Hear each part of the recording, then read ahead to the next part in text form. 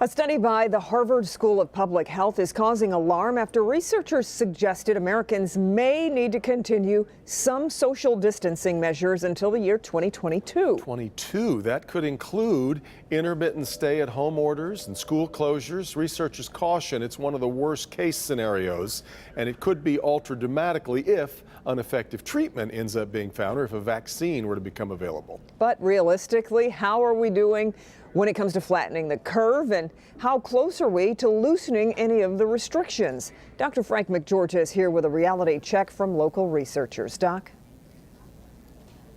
Yeah, on March 31st, researchers from the University of Michigan presented two curves that showed the significant difference between aggressive social distancing and less aggressive measures. Well, today they say the steps we've taken are making a big difference, but it's far too soon to let up now.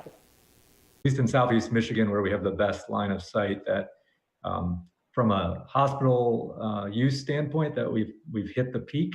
We believe that happened late last week. Dr. Vikas Parekh says that shows the real impact of social distancing. We're all very encouraged to see the curve flattening and bending. But he cautions new cases still need to drop more and stay low for a sustained period, or the curve could begin to climb again if aggressive measures are stopped. If you ease up too soon before you hit that point, then your risk of having what we call a second wave of infections is quite high.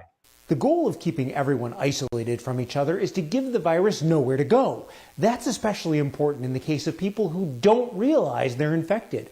We're essentially trying to have every infection kind of run its natural course. So anyone who has been exposed to the virus and is infected to kind of run through their natural course, but be at a point where that infected individual no longer is going to infect any other individuals.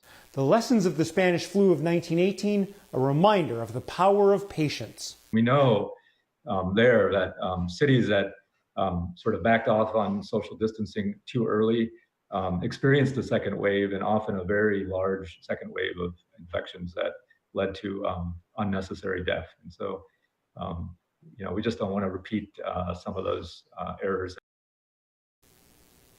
Yeah, we definitely don't. Now, Dr. Parekh says some of the key things that need to be in place to loosen restrictions are a sustained low level of new infections and widely available rapid testing to allow us to quickly identify and isolate new cases.